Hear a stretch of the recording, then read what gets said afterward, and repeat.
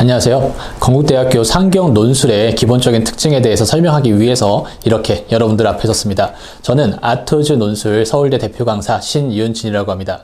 지금 제가 발표드리는 자료는요, 2021년도 2월 기준으로 한 대학 자료이기 때문에 이 자료에서 조금 더 업데이트된 것이 있으면 선생님이 더 해석해서 더 여러분들 앞에 차후에 영상을 다시 한번 녹화를 해드릴게요. 그러면 일단 지금 상황에서 건대 논술이 기본적으로 어떤 특성을 가지고 있고 그래서 어떤 학생들이 지원하면 좋을지 이 부분 한번 선생님하고 같이 따라와 보도록 하죠.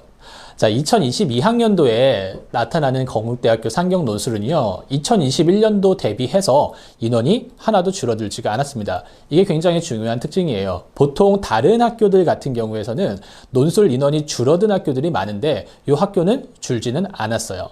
그리고 다른 측면에 있어서에도 큰 변화들은 나타나지 않는 학교다라고 볼 수가 있을 것 같습니다. 특히나 수능 최저에서 2합사라고 하는 기존의 기조는 그대로 유지가 되고 있는 측면이 있습니다. 그런데 이런 이합사라고 하는 부분에 있어서 전혀 긴장할 부분은 없어야 하는 것이 건국대 상경 논술이라고 이야기를 하고 싶어요. 왜 그러냐면 제가 뒤에 말씀드리는 상경 논술의 특징이라고 하는 부분들에 충족해야 되는 학생들은 기본적으로 이 이합사를 맞출 수밖에 없기 때문에 그런 겁니다. 거기에다가 이 경쟁률 자체도 조금씩은 떨어지고 있는 추세다라고 할 수 있는 게 상경 논술이에요. 기존에는 한 50대 1 정도가 되었다면 작년 기준으로는 한 40대 1 정도로 경쟁률이 한 20% 정도 감소한 측면이 있기 때문에 올해에도 이 기조는 좀 유지가 될 것 같아요. 그래서 결론적으로 봤을 때에는 아마 여러분들이 상경 논술을 썼을 때 이런 전체적인 합격의 난이도 자체는 조금은 감소하지 않을까 하는 생각이 드는 게 올해의 건대 상경 논술의 특징이다 라고 말씀을 드릴 수가 있겠습니다.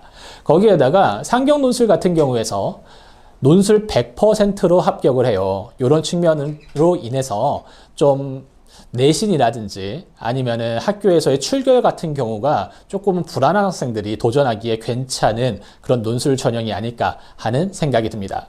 하지만 이러한 다양한 특징을 뒤집을 만큼 굉장히 중요한 하나의 요소가 있는데요. 바로 수리 논술이 들어간다는 거죠. 근데 그 수리 논술의 난이도가 상당히 높게 나타납니다. 지금 제가 보여드리는 표에 보면 알 수 있듯이 경쟁률 자체에 비해서 최저 충족률 자체는 한 3분의 2 정도가 되는데 논술 점수가 좀 낮게 나타나는 편이에요. 같은 건국대라도 인문계열 같은 경우에는 논술 평균 점수가 90점대를 육박합니다. 심지어 90점대를 넘어서는 점수들도 많이 나타나요. 하지만 상경계열 같은 경우에는 보통 70점대 후반, 높아봤자 80점대 초반에서 형성되는 것이 합격 평균 점수입니다. 이것이 의미하는 것이 결국엔 수학 논술, 수리 논술의 난이도가 상당히 높게 나타난다라고 하는 거, 이거를 여러분은 반드시 기억을 하고 있어야 할 것입니다. 이런 측면 때문에 건대 논술을 지원하는 학생들 굉장히 특별한 군을 가지고 있다라고 이야기를 해볼 수가 있을 것 같아요. 기본적으로 건대에서 요구하는 수리 문제를 풀기 위해선 수학이 1등급 정도는 나와 주어야 합니다. 2등급이랑 자주 왔다 갔다 하는 학생들도 합격의 가능성이 조금은 떨어져요. 그래서 가능하면 안정적으로 1등급 혹은 2등급 초반대까지 지속적으로 찍어주는 학생이 건대 상경을 쓰는 게 가장 유리합니다. 이런 측면 때문에 앞에서 얘기했던 이합사라고 하는 수능 최저의 충족이 사실은 실제 경쟁하는 학생들한테는 별 의미가 없어지는 거예요. 왜 그러냐면 수학이 1, 2등급 나온다면 나머지 탐구 하나에서 2, 3등급만 찍어준다라고 하면은 수능 최저가 맞춰지기 때문에 여기서의 큰 변별이 나타나지는 않는다는 것이죠. 그런데 역으로 생각해 봤을 때 수능이 1등급이 나온다면 수학에서 수학이 1등급이 나온다고 한다면 정시를 굉장히 잘하는 학생이에요, 문과에선. 그러면 그 학생이 건대를 써야 하느냐라고 하는 의문이 들 수가 있잖아요. 그래서 건대를 쓸 때에는 국어도 같이 고려를 해봐야 돼요. 보통 수학을 잘하는 학생 중에서 국어가 한 3, 4등급 왔다 갔다 하는 학생들이 있죠. 바로 그 학생들이 건대 논술을 쓰게 될 가장 중요한 타겟군이다. 이렇게 생각을 해 보시면 될 것 같아요. 그래서 건대 상경 논술 자체가 정시를 준비하는 데 있어서 약간 보조적인 역할을 하는 게 가장 적당하고요.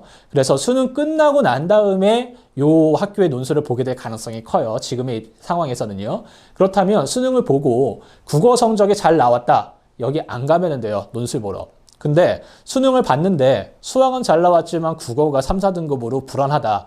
그럴 때 이 학교에 가서 시험을 보고 오면 됩니다. 이런 식으로 건대 논술을 전략적으로 활용을 했을 때 가장 효용도가 높은 논술이다라고 말씀을 드릴 수가 있을 것 같고요.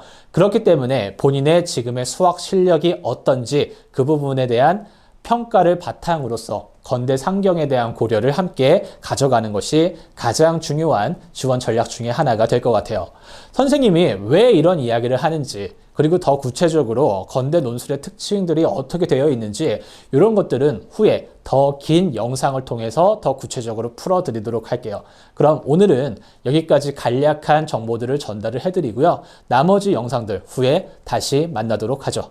이상 서울대 대표 강사 신윤진이었습니다. 감사합니다.